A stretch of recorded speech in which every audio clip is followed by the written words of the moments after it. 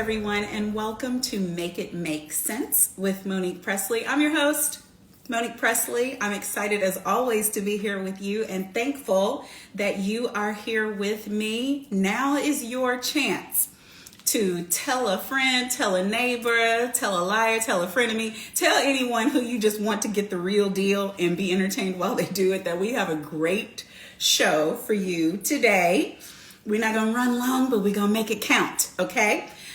So message, I know you can't repost while we're in the live, but you can send individual people messages. So tell them, come on in, get it fresh, get it while it's hot.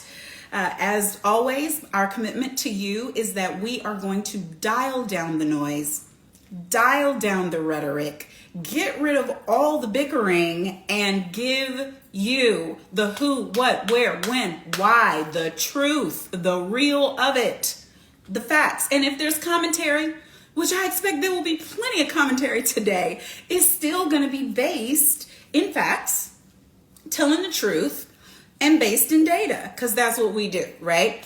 So before I get to my guest, I just want to give people some updates because we're not covering some of the things that are in the news today. For the sake of the culture, we're going to have a culture necessitated conversation about something we have talked about before, but we're going to bring it back again from a different perspective.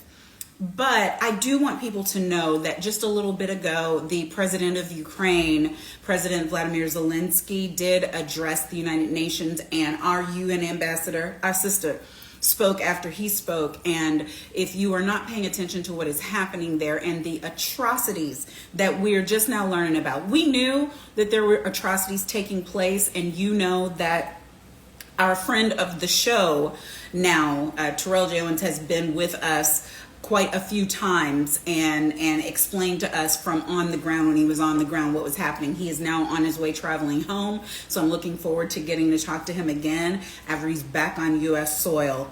But Zelensky today addressed just the latest of what we are finding out as Russian troops withdrew from Bucha, and just dead bodies in the streets and people beheaded, and these are all civilians who were killed for no reason at all. Children have been taken, and we are hearing that thousands of people are going through forced locations. So this is an atrocity. I know it's not the only atrocity in the world, but it is happening while we watch. So go back and look on C-SPAN or somewhere, and you can see his address to the United Nations, and you can see some of the responses. Also, today, in just a little while, President Obama, our president, I like Joe Biden is my president too. I don't claim that one in the middle, but our former president, Obama, will be back at the White House for his first time because today is the 10th anniversary of the passage of the Affordable Care Act. Obamacare, the Affordable Care Act. And they are going to commemorate this 10th anniversary, and so many people's lives changed. People like me who have a child on the spectrum, if you're not living in a state that had already made it where they couldn't deny health insurance because you had a child with a pre-existing condition like autism, the Affordable Care changed that. So many people were able to get insurance and health insurance that they could afford. You couldn't get denied because of a cancer diagnosis. You couldn't get denied because of multiple sclerosis in the early stages. So many other things. And this directly affected brown folks and black folks, y'all. So every time somebody comes up and says, what did the first black president ever do for us? I look at you side eyes, because it just means to me you're not paying attention, because you're getting benefits and you don't even acknowledge the benefits that you're getting. But I'm not talking about that today. Today, I have a guest who I follow from afar and love, just love. I follow because he is entertaining, but he is not just entertaining. He's not just a premier roaster in chief and comedian, but he also constantly is doing the job that I believe all black men should, and that's straight up caping for black women, whether it is our vice president before she was ever vice president, or whether it is our soon-to-be Supreme Court justice, or whether it is our sister Jada. He steps in the fray and says the things that need to be said. And yes, I've clicked mature audience advised because I know I'm not on here doing a whole bunch of cussing with my fussing, but he comes in the way that he comes, and this is for grown folks only. So if your virgin ears are going to be offended, then click off or turn it down if you got kids in the background or whatever, because I want to introduce him. Yes, he's too raw, too real, and an awesome advocate for Black women. That's what somebody just said, and I agree. I don't know that he's too raw, that he gave himself that name. He's right on time as far as I'm concerned, because he says things that all of us for real want to say, but he says it in his own way. And the reason that I am talking to him is because, we've talked about this whole business with our Queen Jada and with our King Will, and about everything that happened at the Oscars, and I've given my opinion on it, and I have turned the conversation to where I believe it deserves to be. Watch my show from last week if you missed that, talking about protecting Black women and the need to protect Black women, and how you don't have to agree with the manner in which it was done to understand the necessity of it being done. But then a few days ago, Bill Maher, he's supposed to be a liberal. Did y'all even know that part? He's supposed to be a liberal. Right. He's supposed to be on our side. But showing his colors more and more, right, lately. And over the weekend, he had some things to say about what happened at the Oscars, and amongst some of his comments, it was that Jada was suffering alopecia, not leukemia. What's the big deal? There are more things. She ought to be glad that that's all she's suffering with. She should be grateful that that's all it is. He said that he wasn't gonna be down on Will and give him a hard time and embarrass him because he gets enough of that at home.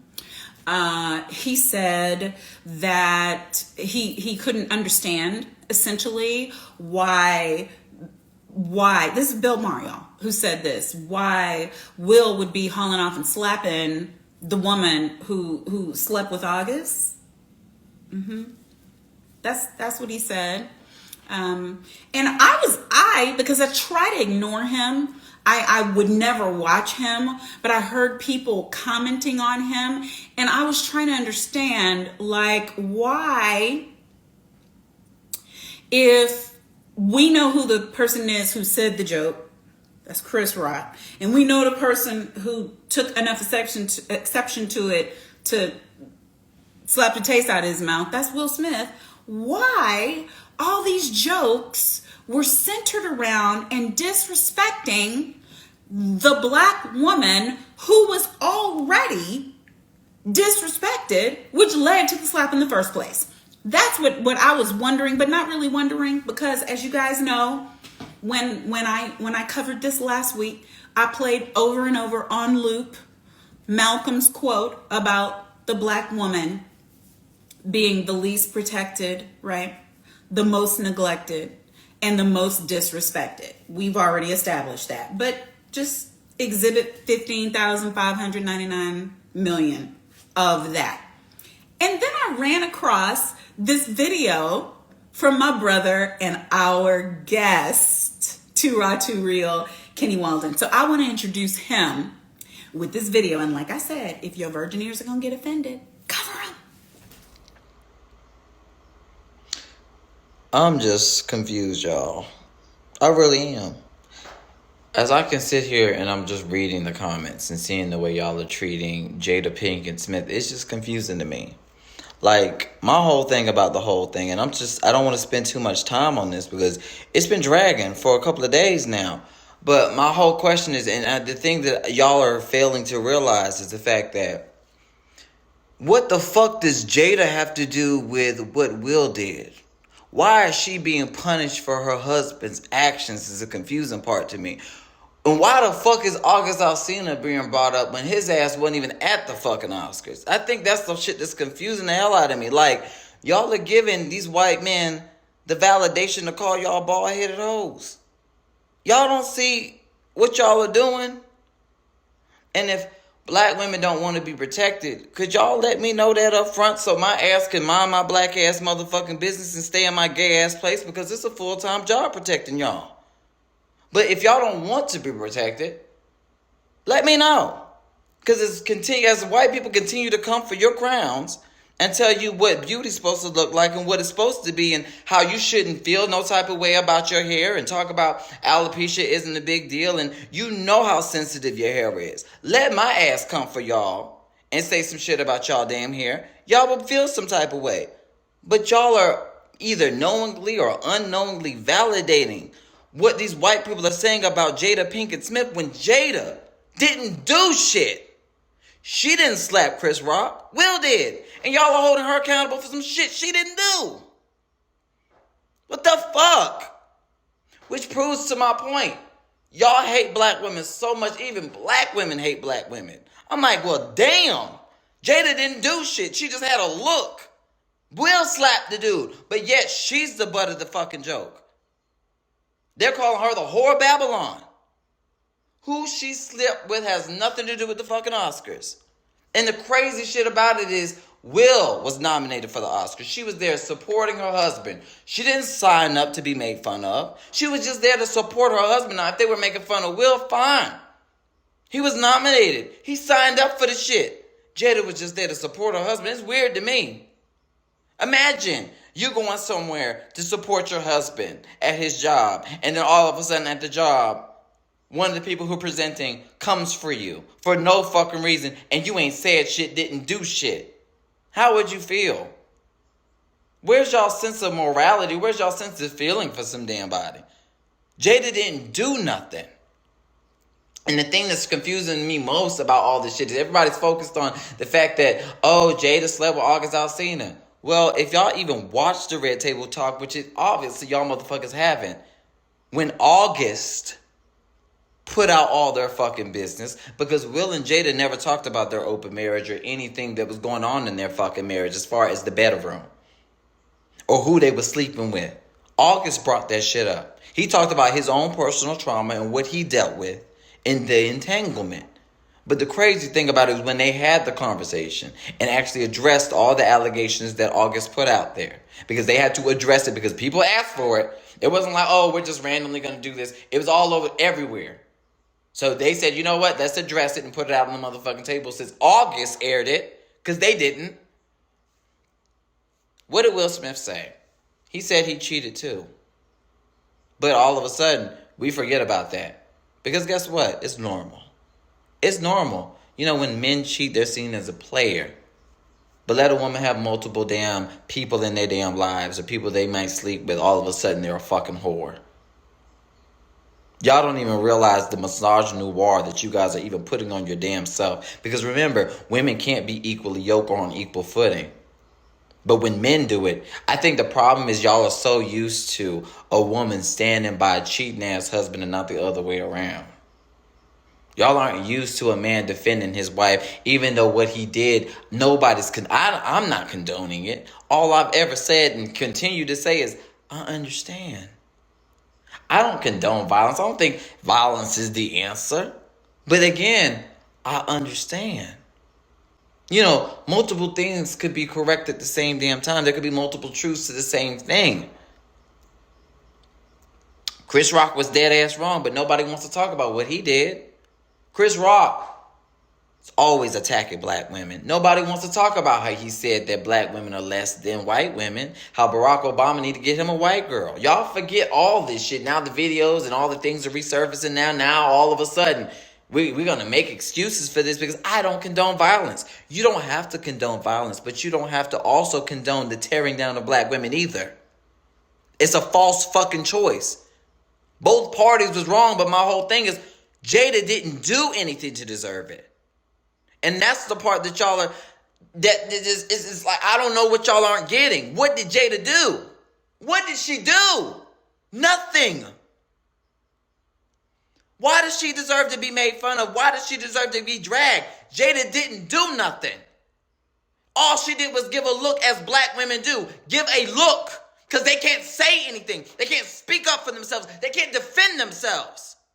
But since I'm seeing so many black women talking about, oh, well, she can get made fun of, this, that, and the other. When people come for you and make fun of you, guess what I'm going to do? Not a motherfucking thing. Since y'all don't want me to defend you, I'm not going to no motherfucking more. How about that? Since you can't speak for your fucking selves, you can't defend yourselves without being labeled as an angry black woman.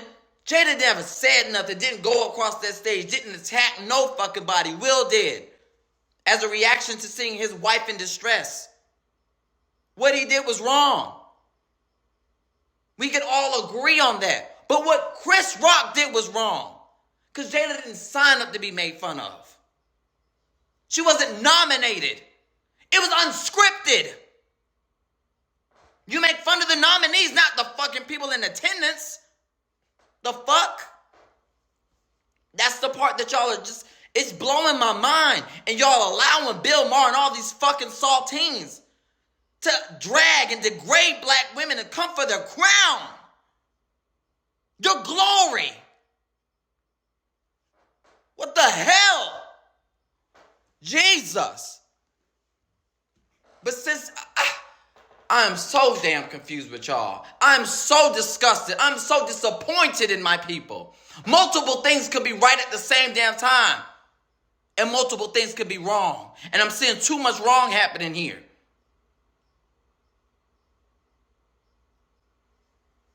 Wow. Wow. Like, my whole thing is, y'all, we literally watched the tearing down of Ketanji Brown Jackson. We watched for 4 fucking days the tearing down of a black woman. You know what she had to do was just take it. Just take it. Because that's all black women can do is just take it. We watched for the last fucking 4 years the tearing down of our Madam Vice President Kamala Harris, but even when she was a senator, the lies on her record, and she just had to take it. And she just had to take it.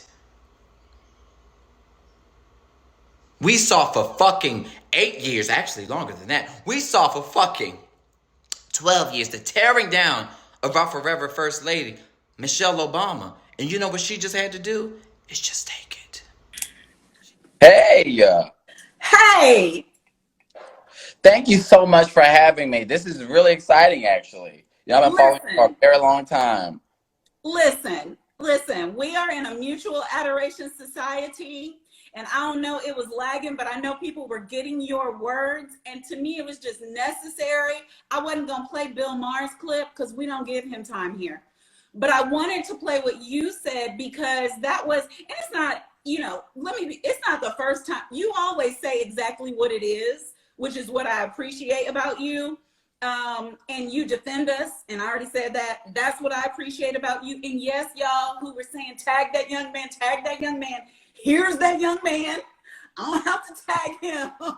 I'm not just biting and doing a mirror of his words to hand them to you so I can talk about it. No, we get the people. And I was watching you yesterday, and I said to my producer, I'm like, we need to talk to him because there were so many things I loved about what you said. And full disclosure, I don't talk about Black women. I don't have a negative thing to say about us, even when I disagree with us, even when for real I can't stand us. My personal vow is, as to a specific person, it's not going to cross my lips because I know that I have a responsibility to the people I follow and that follow me, and I don't want to send us down.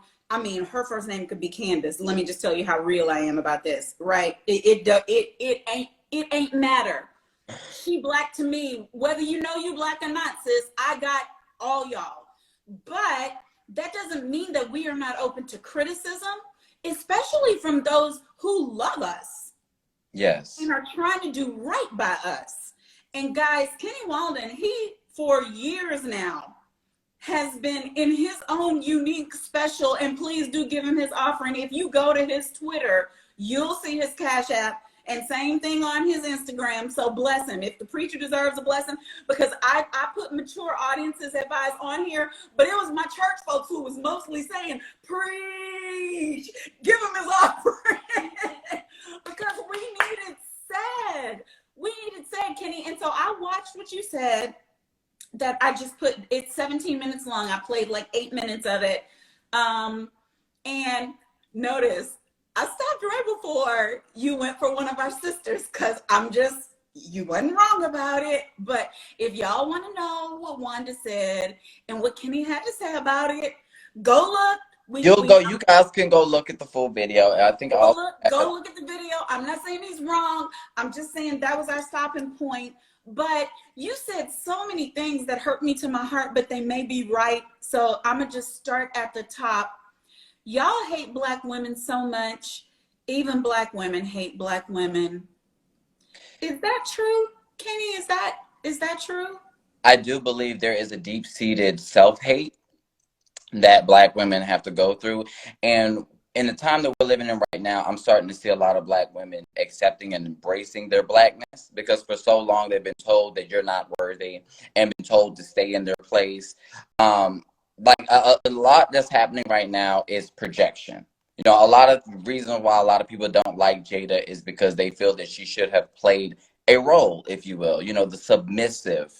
But knowing Black women, I don't believe that Black women's role is to be submissive or to be in the background or foreground of their husband or partner. You know, in relationships, it's supposed to be a partnership. You know, people are supposed to be equally yoked, which is why I brought that up. In order to move forward, it shouldn't be a competition. You should be lifting each other up, running together rather than separately. And I see a lot of people used to, again, the normality of, you know, a woman standing by her husband and not the other way around. And the weird part about that, which is it's not weird, it's sad. And that was something else. Like I even looked at your comments in there on your Twitter post, and people were unfortunately acknowledging how right you were in that there's been such a switching and a flip-flopping that when a Black man steps up and defends, we think that there's something wrong with it, because we've gotten so adjusted to not being protected. And I said last week, you know, I had this, everybody's chats, everybody's private groups was on fire last week. And I was on the phone with my girls, you know, and I can name their names because we're talking about it, but I talked to Reese about this. I talked to Yodit about this. I talked to my cousin Millie about this, and we mostly came down the same way. But one thing I said to them, like, my dad, who is 90 years old, who just celebrated 90 in February, he was raised with 10 boys and 2 girls. And he is, like anybody who knows us, knows our family, one of the meekest, one of the mildest. People think I'm unflappable. He puts me to shame. You can't ruffle him. I mean, he's just, even if he's upset, he's like, that's a mess. You know, I mean, he's just like if you get him to shake his head, it's like you did something, right?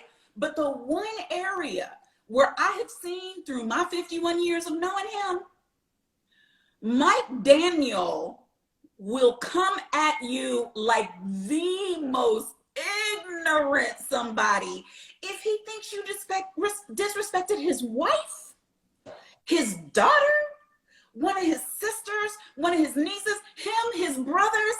They would be in the back cussing like sailors out in the back, but they don't cuss in front of women. And they don't let you do it. You're not gonna touch us. You're not gonna do an inappropriate look at. You know, they don't play those games. And so when I checked in with him about this, he was like, sometimes you learn.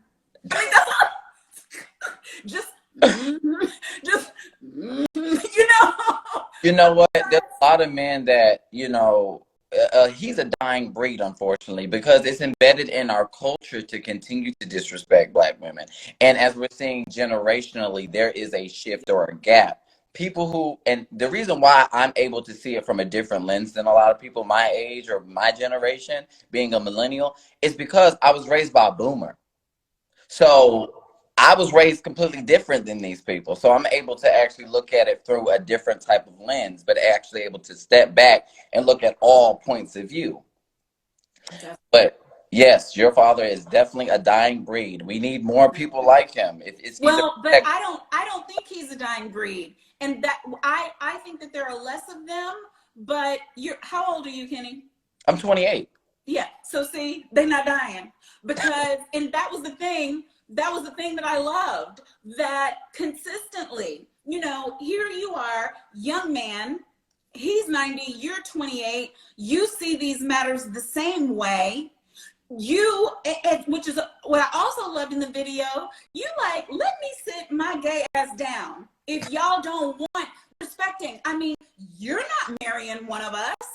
Exactly. You're not spending a life as a life partner with one of us.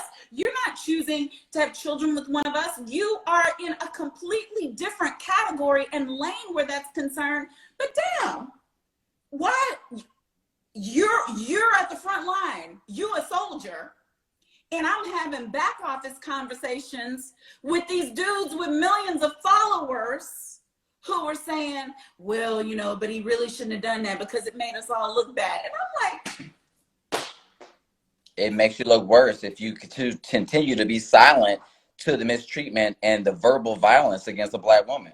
Which is what you said. Two things can be true. Ain't nobody saying that the slap was right. It takes us 10 seconds every time we say the violence was wrong. We're done with that.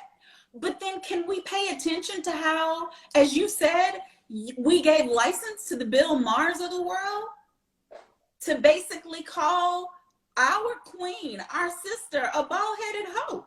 Yes. We gave the permission for that. But you didn't start us there. I'm going to come back to Jada because when I first met you, you were standing up strong for our now Vice President, Kamala Harris. And she's still under attack. Maybe what I'd be interested in hearing from you is why is this a through line still? And is it on us? Is it our fault at this point? I mean, I would also place the blame with us. Only reason why is because the only reason why people continue to attack Vice President Kamala Harris is because there was no pushback. There was no blowback of all the things that they were saying about her. They called her heels up Harris. There were memes. There was lies and distortions of her record that we never addressed. There were people questioning her Blackness to the point where even Don Jr. even questioned her Blackness. And there was no real blowback because we were questioning her Blackness. Mm-hmm. So what we do set the president or empower supremacy by letting things go unchecked. Mm-hmm. So that's my whole concern, and that was my main concern with everything that was happening to then Senator Kamala Harris in the primaries, because we set the precedent for this type of thing.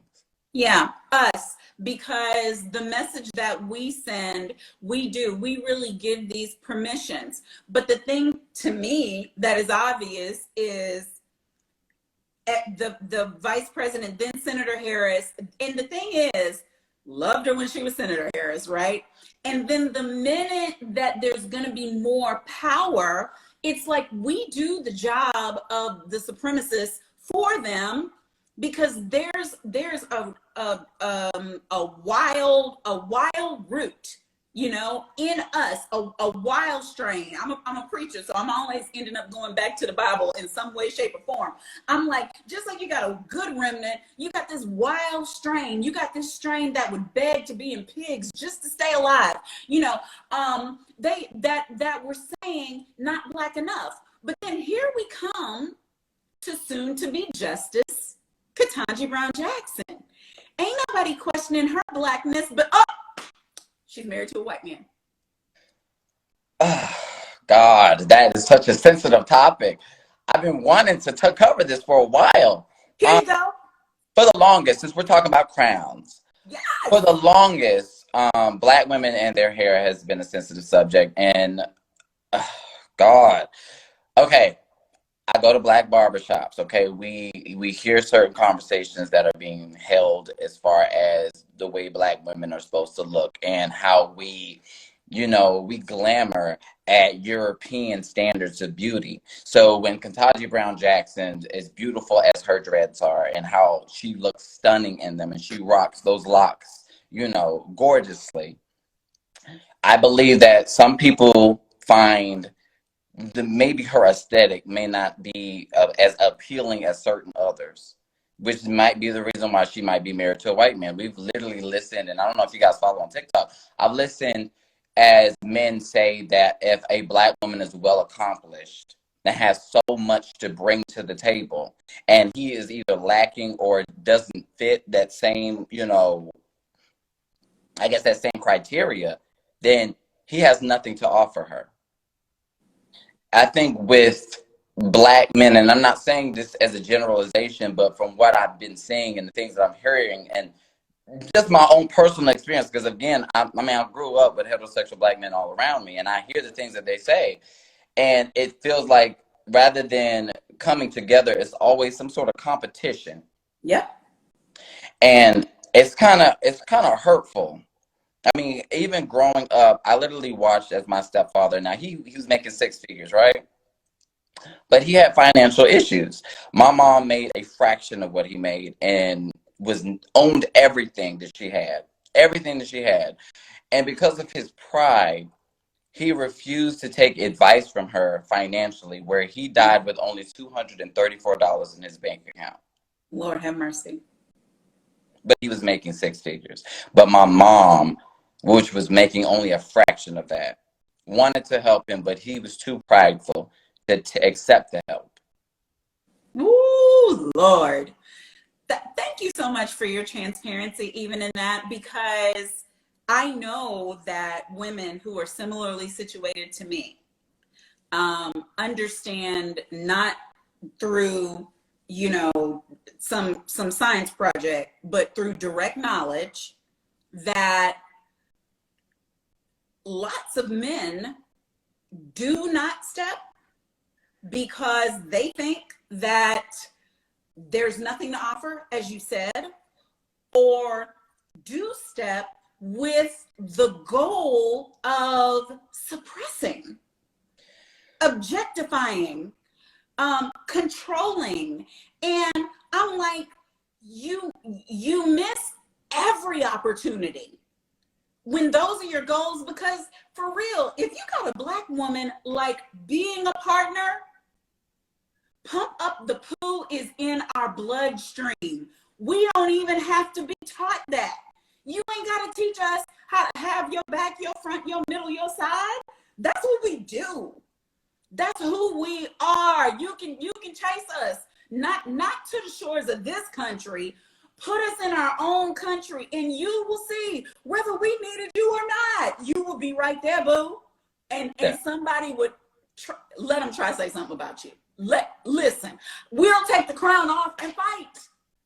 That's just who we are. But we have experience with these men types that are threatened and still won't defend. And I just thought it was amazing that, like, I'm turning on my Twitter, and the strongest defense that we got comes from one of our sons, one of our brothers, not one of our partners. But the reason why damn wrong. Hard for y'all is hard for me. The reason why I reciprocate that same amount of love is because most of my defenders have always been Black women. Black women are on the front lines for us. Even when Black men may mistreat or undermine or devalue Black women, they still can choose to put their bodies in jeopardy for Black men. We see it all the time in Black Lives Matter protests. Who are the front lines? Black women. And not just with that, with every movement. Black women are the front lines of every movement. You guys are not just the foundation of the family, but the foundation of this nation. Yeah. Yeah, and something else that you said, and guys, I'm just going 5 more minutes. So if you have a question, stick it in the question icon now, because I'm not running long. Brother Kenny got stuff to do. You talked about the just take it thing, and that resonated with me because whether it was our forever First Lady Michelle Obama, whether it was our now Vice President Kamala Harris, whether it was our soon-to-be Justice Ketanji Brown Jackson, or whether it was in another realm. See, people don't really understand. Well, I don't know if they understand or not. It might be the reason for their hate, but Jada Pinkett Smith is not just a wife. She was there that night, yes, to attend, and you were right to point out, why is she getting roasted? She's not a nominee. The joke itself is inappropriate, but also, why y'all talking about her at all? But it's because she has so much power, right? Because she's the other half of Westbrook. She is. It's not his company, it's theirs, right? She is the Emmy Award winning person who plucked out her mama and her daughter and brought everybody to the table and turned it into a back-to-back Emmy Award winning multi-million-dollar enterprise on top of her acting and her own movies, right? So queenship well established, but then she also is vulnerable and lets us know, yeah, the hair's coming out, and the hair used to be, I loved it. It was wild and it was et cetera. And now I got this big 2-inch scar on the top of my head, right? And then, as you said about the August situation, it's like they never would have come to the table about that or anything else. They wouldn't have. They don't talk about other people. People talk about them. But I loved your through line in that what we are expected to do and what we continue to do, whether it is Obama, Harris, Jackson, Pinkett Smith, we sit there and take it. And we're expected to sit there and take it. I had Melanie Campbell, convener for Black Women's Roundtable, on here yesterday. And she talked about how really we have to, because we can't afford to make a mistake. What is it that you think can be done about that, though? Because I know that Black women showing their asses is not necessarily the fix. You know, because even I might say 2.5 cuss words and somebody will have something to say about that. Oh, you a preacher and you said, I don't care. Like, for real, I don't care. Please. We've seen the pastor, write your article. How much praise he gets for just cussing. Yeah. But as far as what you need to do, there's nothing that you need to do. There's something that we need to do. And I'm hoping and I'm praying that heterosexual Black men can fix, because this isn't something that you guys created. Just like with supremacy, we can't fix white supremacy. We can't fix the inequities that's facing, the Black community. That has to be done by white people, unfortunately, because they're the ones who created it. So when it comes to toxic masculinity, it is up to men to fix it. We got to allow women to be able to make mistakes and grow and learn and have people defend their honor, defend their crown. Yeah. Woo! Lord, that's a mouthful. I'm so thankful. I don't know. I think anybody who pays attention to you, I knew we would have this conversation because I actually follow you, and there's always insight. There's always basis. You even when you say things that I'm like, sometimes I can go a little far, but that's the too raw, too real that's in me. But even then, it's not baseless. It's not. It's the accuracy that is painful, right? Because there are those of us who don't have the luxury. But I'm very thankful for you. And as I say to all my guests who are out there fighting on the front line, we need you on that wall. We do. We need you doing what you're doing the way that you're doing it. And I am just honored for you to be in this space with us today. You're invited here again and again and again. Keep getting in trouble. I'm going to keep defending you. I'm going to keep saying, stay off my boy, because we need you, and I appreciate you. Tell people every way they can follow you. If they got sense, they know they can follow you by what's tagged. But tell them every other way that they can follow you, because you're on YouTube and you're every place else too. Yeah, you can follow me on YouTube. You can follow me on Twitter. You can follow me on TikTok, Instagram. It's 2 Raw 2 Real on all platforms. So just the letter 2 Raw, and then TOO Real. So you can follow me anywhere. And thank you so much for having me, Monique. This is an honor, and I've been following you again for a very long time. So I'm a little starstruck here too. So it's not just one way. It's not one-sided. Okay, it's the other way around. Well, you know, if you ever get in trouble, this your one phone call, and I'll make that offer to everybody. But you got me, boo. You got me. Thank you so much. You can go ahead. Guys, say goodbye, please, to Kenny. He has things to do. He does not have any more time for us, and I'll wrap up with everybody. But thank you so much for coming. I appreciate it. All right, thank you. Bye, y'all. Bye. I know that you had to have just enjoyed the time that we spent with 2 Raw 2 Real. Kenny Walden, please follow him. Please do. And I put down there mature audiences advised, because I didn't want to send y'all into shock by the profanity in the video. But as you could tell, in the 30 minutes that I just spent with him, where not a single profane word came out of his mouth, there is wisdom. There is compassion, there is caring, there is brilliance, there is insight underneath all of it. So folks my age and older, let's not dismiss our youngsters, because they're out here fighting for us. So let's give them what we can, whether it's platform, whether it's understanding, whether it's space and room to grow with grace. Let's give it to them, but then also let's listen, because they can teach us stuff. Okay? Thank you, everyone, for joining today. I appreciate it. We will be back here tomorrow, making it make sense, noon Eastern.